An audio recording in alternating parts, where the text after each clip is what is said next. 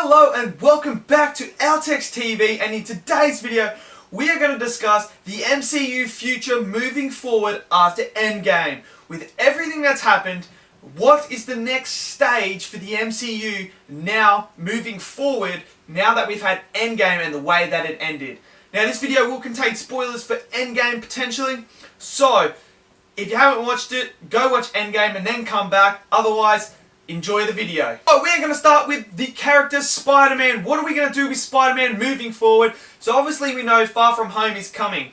And this is obviously going to take place after everything that has happened. So you've got Mysterio coming in as the villain. And basically Spider-Man's on his own. There's no Iron Man, no Tony Stark to bail him out this time. So it's all on his own. So we're going to see what happens there. However, are we going to get maybe a Spider-Man 3 moving forward? I think we might get it coming into Phase 4. We might get a Spider-Man 3. And could we potentially see the Green Goblin become the villain in this Spider-Man and in the new MCU?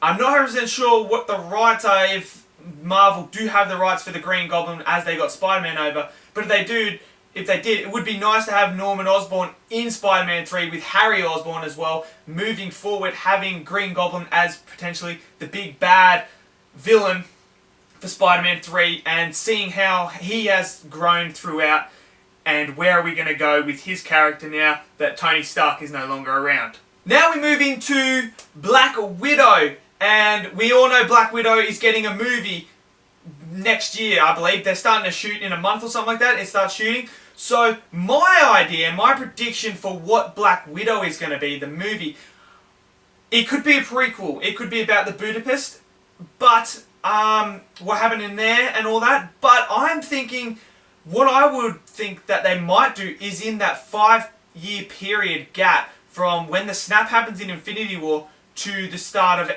Endgame. Basically, when you read, well, not the start of Endgame, but after they kill Thanos and that, they go through that period, and that way you can have all those other characters like a Captain Marvel and that make appearances in this movie, and that way you still have Cap around as well. He makes an appearance here and there, but it is about Black Widow trying to organise basically the Avengers back in to maintain and try and keep control of what is left of the world after the snap, which I think is going to be quite an interesting story to tell.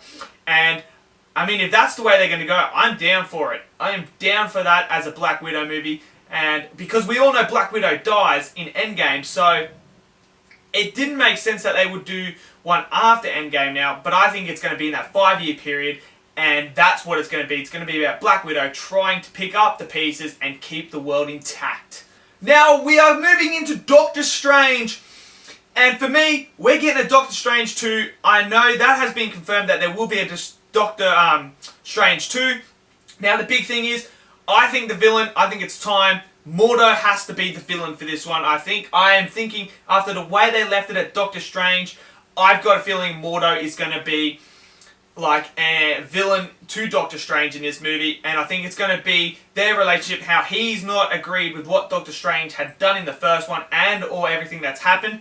And he's come to try and make it right and pull Doctor Strange out of there to become basically the Supreme Sorcerer himself, which I'm down for. I mean, Doctor Strange, the first one was absolutely amazing, and I loved him in Infinity War. He didn't have too much to do in Endgame, but I would like to see him and Mordo.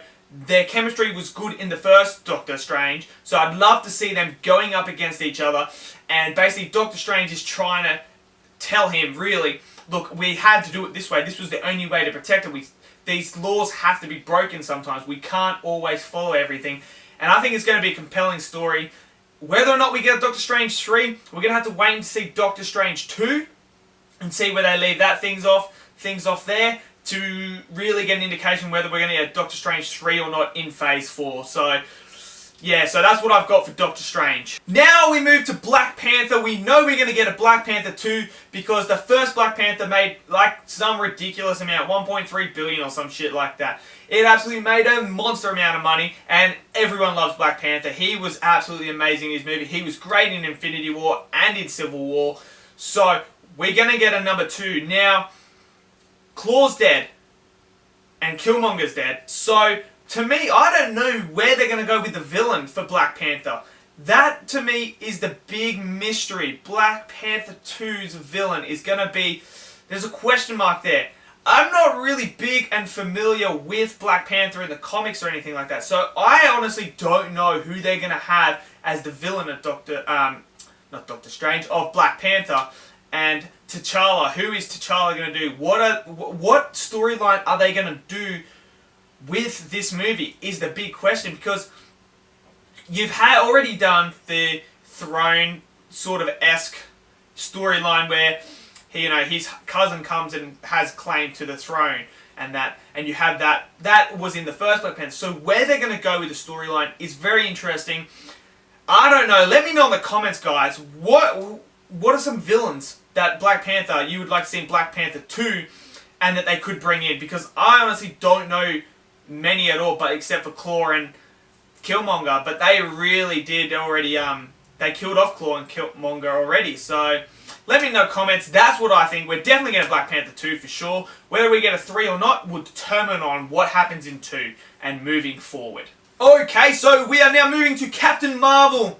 And of course, Captain Marvel, the first one, made an absolute monster, $1 billion. No one expected it, and it got there in a crossover.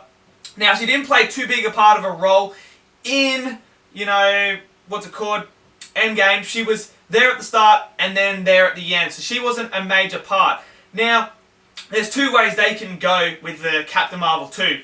They can go that period between when Captain Marvel first finishes to Endgame, in that period where she's going through and basically trying to keep everything organised on other worlds. That would be quite compelling. I wouldn't mind seeing that. Her travelling from planet to planet, because Phase 4 is supposed to be more cosmic side of Marvel. What better way to have Captain Marvel out in space doing all that stuff, which is going to be...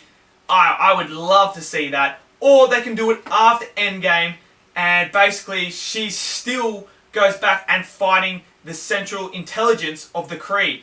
And the Krees are the bad guys again. That could be a way they go. This one's a real mystery to me, how they're going to do Captain Marvel 2 going forward. Where are they going to go? Because they could do that little time span there, or they could do it after Endgame. But I think Central Intelligence could be the main villain, and we may see it in proper form. So that's what I've got for Captain Marvel.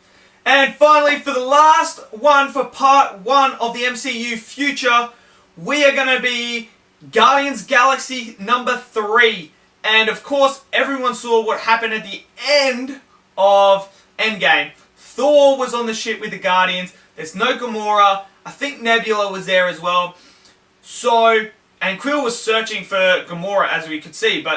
So we've got Gamora from a different timeline there. So is it going to be the premise around that? Is that what it's going to take? Are they going to go looking for Gamora and trying to convince her? And I'm very interested to see if Thor is in Guardians Galaxy number 3, because they definitely hinted that. And what is his role going to be? Who are they going to fight moving forward? That's really interesting to me, where James Gunn could take this. Now for me, he set it up in the second Guardians, Adam Warlock. I think it's time. The cosmic side is ready to go in Phase 4. What better way to do it than to have Adam Warlock as the villain in this movie? He's the villain, which I think pretty sure in the comics he turns good eventually. But I would love to see that, because you've got Adam Warlock is an absolute beast in the comics. But then you've got Thor, who's a beast in the MCU, who, hopefully back in shape. Him and Quill would be awesome to see them to interact, working out together and that, trying to compete in that. But then that gives purpose to Thor being in the movie because of how powerful he is. They need him to help against Adam Warlock. And I think that could be the way. I've got a feeling James Gunn is going to introduce Adam Warlock in this movie.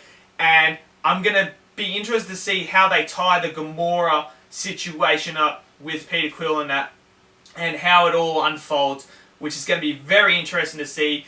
And yeah, so there you have it. That's part 1 of the MCU Future.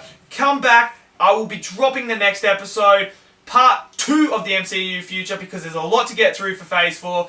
And I'll see you guys in that video. Have yourselves a lovely day.